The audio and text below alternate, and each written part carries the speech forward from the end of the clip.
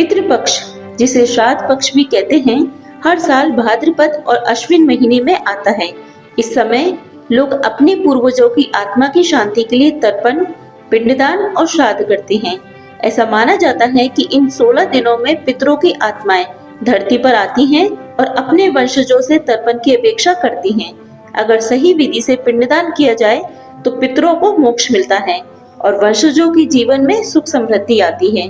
आइए अब जानते हैं कि पितृपक्ष में कौन से प्रमुख मंदिर और तीर्थ स्थल पिंडदान के लिए सबसे महत्वपूर्ण माने गए हैं।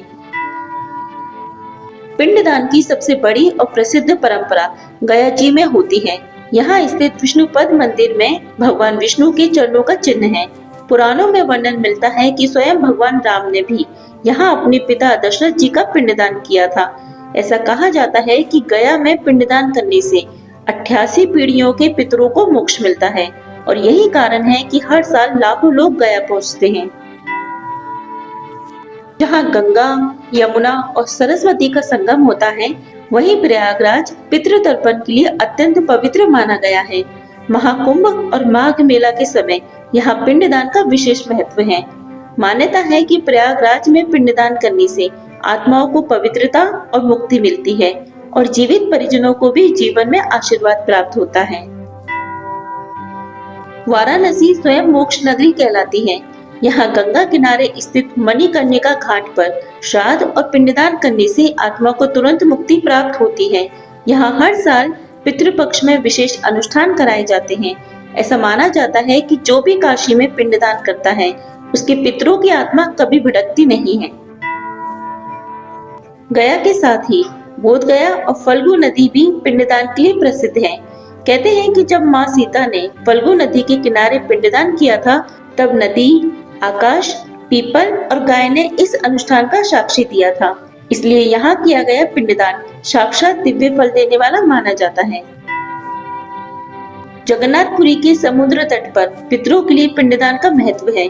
यहाँ पर चक्र तीर्थ और स्वर्ग द्वार स्थल प्रसिद्ध हैं। कहा जाता है कि भगवान जगन्नाथ स्वयं पिंडदान स्वीकार करते हैं और आत्मा को मुक्ति दिलाते हैं। दोस्तों, रामेश्वरम में स्थित रामनाथ स्वामी मंदिर का भी विशेष महत्व है। यहाँ पिंडदान और श्राद्ध करने से पितरों को मोक्ष और संतानों को पुण्य प्राप्त होता है।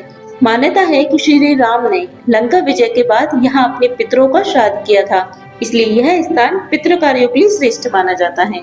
गया जी के आसपास के कई स्थान जैसे पितृपक्ष मेला, अक्षयवट और फल्गु घाट भी पिंडदान के लिए प्रसिद्ध हैं। लोग मानते हैं कि एक बार अगर यहाँ श्राद्ध कर दिया जाए तो आत्मा को बार बार जन्म लेने की आवश्यकता नहीं रहती। तो दोस्तों, पितृपक्ष हमें सिर्फ धार्मिक कर्मकांड की याद नहीं दिलाता, बल्कि यह हमारे संस्कारों, परंपराओं और कृतज्ञता की भावना का प्रतीक है। हम आज जो कुछ भी हैं अपने पूर्वजों की वजह से हैं और पितृपक्ष में पिंडदान करके हम उन्हें सम्मान देते हैं।